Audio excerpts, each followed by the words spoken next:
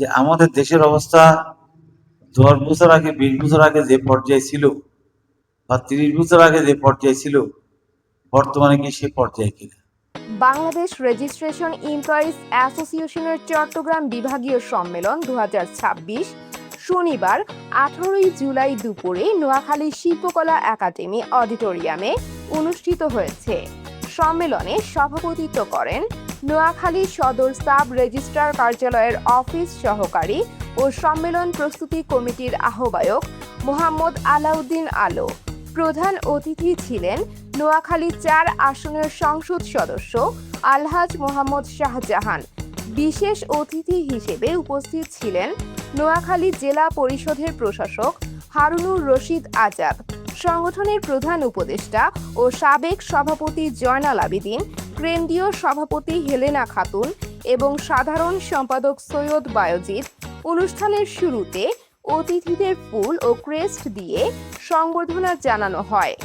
সম্মেলন শেষে কেন্দ্রীয় সভাপতি হেলেনা খাতুন চট্টগ্রাম বিভাগীয় কমিটি ঘোষণা করেন। এতে মোহাম্মদ আলাউদ্দিন আলো সভাপতি এবং চট্টগ্রাম সদর সাব রেজিস্ট্রার কার্যালয়ের অফিস সহকারী এরাদাত উল্লাহ সাধারণ সম্পাদক নির্বাচিত হন। একই সঙ্গে নোয়াখালী জেলা কমিটিতে আহসান উল্লাহকে সভাপতি, শাহাবুদ্দিনকে সাধারণ সম্পাদক, গিয়াসউদ্দিন দুলালকে সাংগঠনিক সম্পাদক এবং মোহাম্মদ নুরুল আমিনকে কোষাধ্যক্ষ করে 2026 থেকে 2028 মেয়াদের নতুন কমিটি ঘোষণা করা হয়। বক্তারা বাংলাদেশ রেজিস্ট্রেশন এমপ্লয়িজ অ্যাসোসিয়েশনকে সরকারি স্বীকৃতি দেওয়ার লক্ষ্যে আইন মন্ত্রীর কাছে সুপারিশ করতে সংসদ সদস্য আলহাজ মোহাম্মদ শাহজাহানের প্রতি আহ্বান জানান। আমি আমার আজকের এই অনুষ্ঠানের প্রধান অতিথি আমাদের নোয়াখালী মাটি ও মানুষের নেতার মাধ্যমে একটি আকুল আবেদন করতে চাই। আমার প্রিয় নেতা যখন সংসদে যাবেন, সেই সংসদে যাতে আমাদের নকল নবিশে সরকারিকরণের দাবিটা যাতে নকল নবিশ উত্থাপন করেন, এই বিষয়ে আমি আমার প্রিয় নেতার কাছে আকুল আবেদন করব। এই প্রতিষ্ঠানে মানুষের জনগণের সেবার প্রতিষ্ঠান, জনগণ যেন আপনাদের কাছ থেকে স্বল্প পরিসরে স্বল্প অর্থে সেবা পায়। আমরা রেজিস্ট্রেশন ডিপার্টমেন্টের কর্মচারী, আমরা অত্যন্ত নিরীহ, নির্যাতিত। আমরা প্রথমে এক্সট্রা মোয়ারার হিসাবে, নকল নবিশ হিসাবে আমরা নিয়োজিত হই। আমরা 20-25 বছর, কেউ 30 বছর নকল নবিশ চাকরি করার পর আমরা মোহরার হয়ে সহকারী হয়ে আমরা রিটায়ার্ড করি। কিন্তু রিটায়ার্ড করার সময় দেখা যায় যে কেউ 4 বছর, 3 বছর, 5 বছর, আমরা রিটায়ার্ড করার পর কেউ আমরা পেনশন পাই না। এই কারণে আমাদের সাবেক নেতৃবৃন্দ এই আমাদের যে এক্সট্রা মোহরার কর্মকালীন এই কর্মকালটা পেনশনের সাথে যোগ হওয়ার জন্য মাননীয় হাইকোর্ট বিভাগে রিট করেছিলেন এবং হাইকোর্ট বিভাগ সেখানে আমাদেরকে এই কর্মকালের 3/1 ভাগ আমাদের পেনশনের সাথে যুক্ত করার জন্য একটি রায় দিয়েছিলেন এবং সরকার পক্ষ আপিল করেছিলেন। সেই আপিলেও আমাদের এই রায় বহাল রয়েছে এবং পরবর্তীতে সর্বপক্ষ যখন রিভিউ করে, রিভিউতেই একই আমাদের পক্ষে রায় হয়।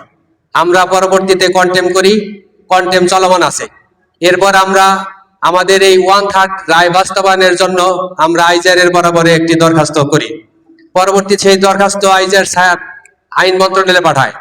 আইন মন্ত্রণালয় পরবর্তীতে এই আমাদের দাবিনামা পর্যালোচনা করে বর্তমানে গত মাসের 30 তারিখে এই 1/3 মামলার রায় বাস্তবায়নের জন্য সেটা অর্থ মন্ত্রণালয়ে পাঠিয়েছেন এবং সেই অর্থ মন্ত্রণালয়ে যেখানে আমাদের ফাইলটি রয়েছে প্রবৃদ্ধি শাখায়, সেই শাখায় আমরা যোগাযোগ করেছি। সেই শাখার অতিরিক্ত সচিব, যুগ্ম সচিব এবং যার কাছে ফাইল রয়েছে তার সাথে আমরা যোগাযোগ করি এবং আমরা আশা করি বিষয়টি আমাদের পজিটিভ। এখন আমরা আজকের যে আমাদের প্রধান অতিথি মাননীয় সংসদ সদস্য, আপনার কাছে বিনীত অনুরোধ যে এই নিরীহ নির্যাতিত কর্মচারীর পক্ষে আপনি 2-1টি কাজ করবেন অথবা একটু সহযোগিতা করবেন।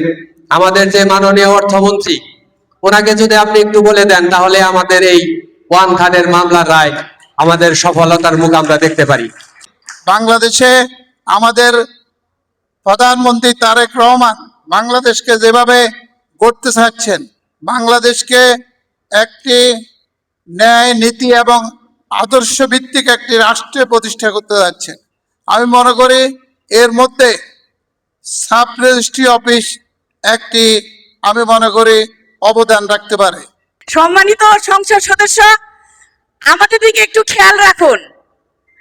আমাদের যে চাকরি, সেই চাকরি 20 বছর চাকরি করার পরও আমরা সরকারিকরণ হই না, এবং যারা সরকারিকরণ হয় এনলিস্টেডের মাধ্যমে, সেই এনলিস্টেডের মাধ্যমে সরকারিকরণ হইলেও আমাদের যে বেতন সেটা ন্যূনতম, কিন্তু আমরা 20 বছর চাকরি করে আসছি, সেই চাকরির যে 3 ভাগের 1 অংশ আমাদেরকে হাইকোর্ট পারমিশন দিয়েছে, তারপর আমরা পাচ্ছি না।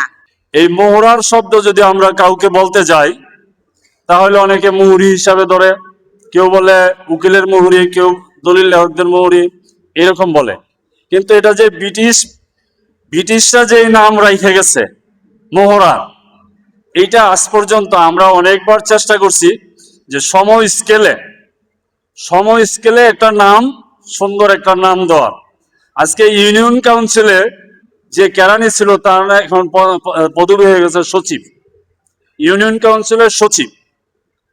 তাই বলে তো উনি ওনার বেতন বা বৃদ্ধি পাইছে না। আমাদেরও যদি মোহরার নামটা চেঞ্জ করে একটা নাম দেয়। রেকর্ড 3টা ভাগে বিভক্ত। ভালো যদি একটা রেজিস্ট্রেশন কমপ্লেক্স হয়, এই 3টা ভাগে বিভক্ত থাকতো না। এখানে 5 রাস্তার মোড়ে একটা রেকর্ড আছে, সামান্য পানিতে আমার আপনার সকলের রেকর্ডগুলা ভিজে যায়, নষ্ট হয়ে যায়। এই জন্য যদি আপনি মহোদয় একটু চেষ্টা করেন, নোয়াখালী সদর সাব রেজিস্ট্রার কার্যালয়ের ওইখানে যথেষ্ট জায়গা আছে এবং নতুন ভবনেও এক্সটেনশন করার মতন, পদক্ষেপ গ্রহণ করার মতন যথেষ্ট ইমারত আছে। আপনি যদি একটু খেয়াল করেন, এই ইমারতটাকে 4তলা ইমারতের ফাউন্ডেশন, এখানে 2তলা আছে, যদি এটাকে আপনি 4তলা ভবনে উন্নীত করেন এবং এই রেকর্ড রুমকে বা ওইখানে একটা কমপ্লেক্স করেন। এবং এখানে আরেকটা সমস্যা দেখা দিয়েছে, আমরা রেকর্ড কিপার একজন, সহকারী রেকর্ড কিপার একজন, কিন্তু আমাদের অন্যান্য অফিস থেকে আনে এইখানের এই রেকর্ডটা পাহারা দিতে হয়। সাব রেজিস্ট্রি অফিস দেশের রেভিনিউ খাতে তারা একটা উল্লেখযোগ্য ভূমিকা পালন করে। বিশেষ করে আমি নোয়াখালী পৌরসভা যখন মেয়র ছিলাম, আমরা প্রায় পৌর এলাকার রেজিস্ট্রি অফিস থেকে আমরা 2% টাকা পেতাম। এখন আমি জেলা পরিষদের প্রশাসনিক হিসাবে আমরা পুরো জেলা থেকে 1% টাকা পাই। এটা বিশাল অঙ্ক, এটা একটা বিশাল অঙ্ক। এই জন্য আমি এই কাজগুলো খুব সুন্দরভাবে পরিচালিত হচ্ছে, এই জন্য আমি সংশ্লিষ্টদেরকে ধন্যবাদ এবং কৃতজ্ঞতা জানাচ্ছি। কারণ আমরা রেভিনিউ ইনকাম যদি না বাড়াতে পারি সকলে, তাহলে কিন্তু দেশের অগ্রগতি, উন্নতি, সমৃদ্ধি বা আমরা কখনো সম্ভব না। বিশেষ করে আমাদের মাননীয় যিনি প্রধানমন্ত্রী জনাব তারেক রহমান, এ দেশকে আপনারা জানেন যেভাবে আজকে আগামী যে ওনার বাংলাদেশকে নিয়ে ওনার যে ভিশন, যে ফিউচার প্ল্যান, আমি মনে করি এগুলো বাস্তবায়ন করার জন্য আমাদেরকে রেভিনিউ ইনকামকে আমাদেরকে আরো বেশি বাড়াতে হবে, পরনির্ভরশীলতা আমাদেরকে কমাতে হবে। বৈদেশিক উন্নয়ন সহযোগীদের যে ঋণ নিয়ে আমরা ঋণের বোঝা দিয়ে দেশের উন্নয়ন কখনো সাস্টেনেবল হয় না। তো আমি শুধু বলতে চাই, আজকের এই সম্মেলনে আমি অনুরোধ করব আপনারা এমন একটা প্রতিষ্ঠান আপনারা পরিচালনা করেন যেখানে মানুষকে সেবা দেওয়ার যথেষ্ট সুযোগ আছে, কিন্তু এই প্রতিষ্ঠান নিয়ে কিছু ভাবমূর্তির কিছু সংকটও আছে। আমি আর ভেঙে বলতে চাই না, আমরা সেটা উত্তরণ, যেহেতু আমরা নতুন সরকার এসেছে, নতুন সরকারের প্রত্যাশা, আমাদের প্রধানমন্ত্রীর প্রত্যাশা, আমাদের এখানে স্থানীয় নেতা আমাদের মোহাম্মদ শাহজাহান, আমাদের সকলের প্রত্যাশা মানুষ যেন আপনাদের কাছে সঠিক সেবাটা সঠিক সময় পায়। আমাদের প্রযুক্তিগত উন্নয়ন 20 বছর আগে যেখানে ছিল এখন কি সেখানে আছে কিনা? আমরা কি এখন আমাদের স্ত্রী, আমাদের সন্তান সন্ততি, আমাদের ভালোবাসার মানুষগুলোর কাছে এখন কি 2-3 কলম পত্র লিখি, কি ডাক মাধ্যমে কি তাদেরকে সে 2-3 পত্র কলম লিখে চিঠি লিখি, নাকি তাদেরকে একটা মেসেজ দিই? অবশ্যই যদি দেশপ্রেমিক সরকার হয়, সেই সরকার চিন্তা করবে যে যারা উদ্বৃত্ত যে শ্রম এখানে ছিল, যে শ্রমিকরা এখানে ছিল, তাদেরকে একটা বিকল্প ব্যবস্থা করতে হবে, তারপরে এই কাজটাকে আমরা হাতে নিতে হবে। কারো মসজিদের রাস্তা, কারো এই রাস্তা, কারো সেই রাস্তা, কত দাবি দেওয়া।